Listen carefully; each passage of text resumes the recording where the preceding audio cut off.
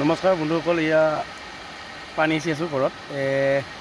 কি ধৰণে পানী সিঁচি চাব পাৰে আপোনালোকে পুখুৰীৰ পৰা গোটেই খতম কৰি দিম আজি। এইটো মটৰৰ লগত পানী সিঁচা আমাৰ ঘৰৰে মটৰ। যোৱা বছৰে লৈছিলোঁ মই পানী সিঁচিবৰ কাৰণে, কাৰণ আমাৰ সৰু সৰুকৈ পুখুৰী আছে কেইটামান লাগি থাকে। তেনেকুৱা পানী চানী সিঁচা তেনেকুৱা পথাৰত খুব দৰকাৰ। সেই বাবে মই এইটো মেচিনটো লোৱা হৈছিলে, কাৰণ আজি খুব দৰকাৰ হৈছিলে। আজি ধুনীয়াকৈ পানী সিঁচা খাই আছে। যোৱাকালি লগাইছিলোঁ অলপ টাইম, তো যোৱাকালি অলপ টাইম লগাই কিনে শুকাইছে, প্ৰায় খতম হ'ব অৱস্থা। এয়া বাগানত পানী দি আছোঁ এতিয়া, মজাকৈ গৈ আছে। দীঘল আমাৰ বাগানটো, অলপ সৰু বাগান আছে আগত, সৰু বাগানতো পানী গৈ আছে। তেনেকুৱা পানী গৈ গৈ এতিয়া গোটেই বাগানটো দিয়া খাই আছে, কাৰণ শুকান বতৰৰ কাৰণে খুব পানী চানী নাই। বাৰিষাতে যি পানী আহিলে বাৰিষাৰ পৰা, তাৰ পৰা পানী নাই এতিয়া একদম শুকাই গৈছে। তাৰ কাৰণে পানী দি আছোঁ বাগানত গোটেই। এনেকুৱা নিচিনা মটৰ থাকিলে খুব ভাল, কাৰণ এনেকুৱা মটৰ থাকিলে আপোনাৰ খৰচাটো অলপ কম হয় সিঁচিবৰ কাৰণে। কাৰণ তেলৰ মটৰ হ'লে আপোনাৰ ৰিক্স এটা থাকে বেয়া হ'বলৈ। তাৰপিছত এনেতো এইটোও বেয়া হ'বলৈ ৰিক্স থাকে, তথাপি এইটো বেছিকৈ ইমান প্ৰব্লেম আহি নপৰে, কাৰণ এইটো হ'ল কাৰেণ্টৰ মটৰ। কাৰেণ্টৰ মটৰ মানে আপোনাৰ তেল ভৰাব নালাগে, আপোনাৰ খৰচাটো কম। দিনটো যদি আপুনি মাৰে খুব জয় আহিব 30-40 টকা বা 50 টকা কাৰেণ্টৰ বিল। তো 50 টকাতে আপোনাৰ সম্পূৰ্ণ পানী সিঁচা হৈ যায়। তো কাৰোবাৰ যদি এনেকুৱা সৰু সুৰা নলা বা পুখুৰী সিঁচিয়ে থাকে, এনেকুৱা নিচিনা মটৰ ল'ব ধুনীয়া।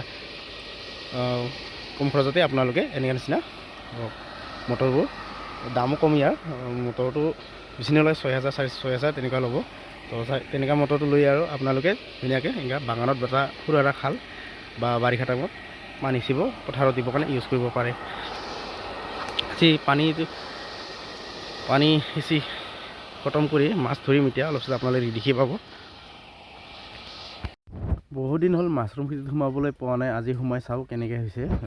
কাৰণ মই 4-5 দিন এইকেইটা দিন মই অলপ বেলেগ জেগাত যাব লগা হৈছিলে, কাৰণ মোৰ বেলেগ জেগা বুলি নহয়, হস্পিটেলত গৈ আছিলোঁ।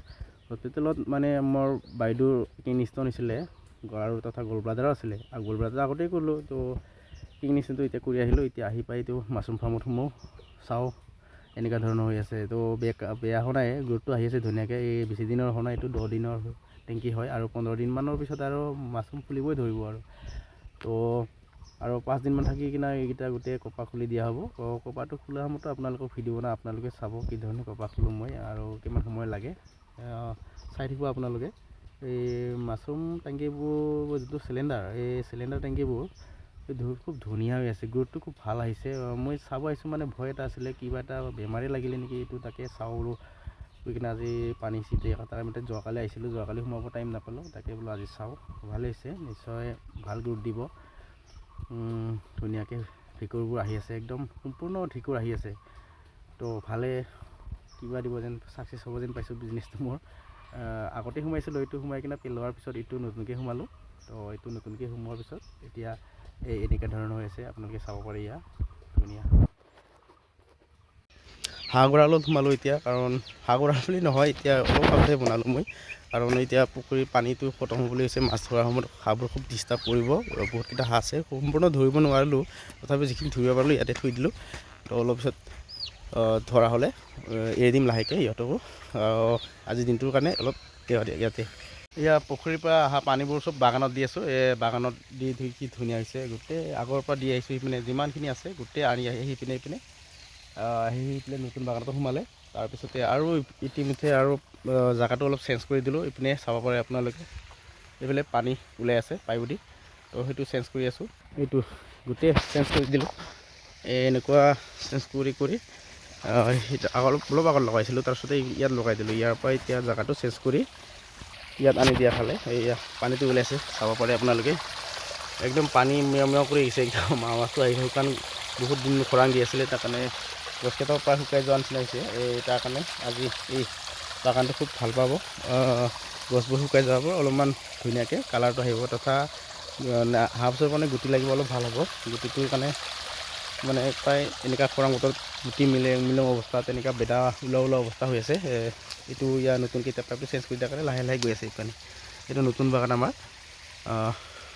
কিছুমানত লাগিছে, কিছুমানত লগা নাই, প্ৰায় গছ লগা নাই। কিনাৰ চাইডে অলপ সাৰ পোৱাৰ কাৰণে এইকেইটা লাগিছে, তো মাজত লগা নাই। তো এনেকুৱা সাৰ চাৰ দি আছোঁ, আৰু পানী দিয়াৰ লগতে এইফালে চাব পাৰে অলপ আগত এইটো গোটেই বাগানত এই আমাৰ যিটো মাছৰুমৰ চিলিণ্ডাৰ বেয়া মই যিটো পেলাইছিলোঁ সেইটো তেলৰ চিলিণ্ডাৰবোৰ গোটেই তামোল গছৰ গুৰি এনেকুৱা ধৰণে পেলাই দিছোঁ। তো ইয়াত পানী পালে নিশ্চয় সাৰ পাব। তো সাৰ পালে তামোলটো ওচৰৰ গুৰটো ভাল পাব। এইবাৰ ওচৰ এইবিলাক তামোল লাগিছে নতুনকৈ, কিছুমান এবেদা কিছুমান দুবেদা। তো যিখিনি নহওক যিখিনি লাগিছে বহুত ভাল লাগিছে আৰু এইবাৰ বছৰ প্ৰথম লাগিছে। তো ইপানৰ পৰা এনেকুৱাকৈ পানী আহি আছে, লাহে লাহেকৈ নিগৰি আহি আছে, অলপ পিছত আহি পাবহি। ইপিনেও তিতি আছে, অলপকৈ পানী আহিছিলে ইপিনে, অলপ জেগাটো চেঞ্জ কৰাৰ কাৰণে পানীটো অহা বন্ধ হৈ গ'ল। এতিয়া লাহেকৈ অলপ সিপিনে আগৰ পৰা লাহেকৈ আহিব। ইয়াত টোপোলাবোৰ চাব পাৰে, চিলিণ্ডাৰ টোপোলাবোৰ আপোনালোকে চাব পাৰে কি নিচিনা দিছোঁ মই। এইটো পূৰা এইটো বহুত দিন হ'ল দিয়া, ধুনীয়াকৈ উৰি মাটি খাইছে। পোকতো তেনেকুৱা নাই ইয়াত, কাৰণ চূণৰ লগত মিক্স থাকে যে সাৰবোৰ। তো চূণৰ লগত মিক্স হ'লে পোকৰ ইমান কিবা আহি নপৰে। তো ধুনীয়াকৈ উৰি অলপ আহিছে আৰু উৰিটো অলপ আহিছে, ছিটিছে ধুনীয়াকৈ, পানীটো আহিছে ছিটিছে, সাৰটো পাব, গছটো নিশ্চয় গ্ৰোথ কৰিব। তামোলটো কিছুমানত লাগিছে কিছুমানত লগা নাই, অহাৰ পিছত নিশ্চয় লাগিব ভালকৈ। ভিডিঅ' কৰি থাকোঁতে আমাৰ মায়ে গাহৰি দানা দিবলৈ আহিছে, তাকে অলপ চাওঁ বোলো কিমান ডাঙৰ হৈছে গাহৰিবোৰ। ভাল জাতৰ গাহৰি যেন নাপালোঁ, ইমানটো চেহেৰা ভাল হোৱা নাই, তথাপিও বহুত ধুনীয়া হৈছে।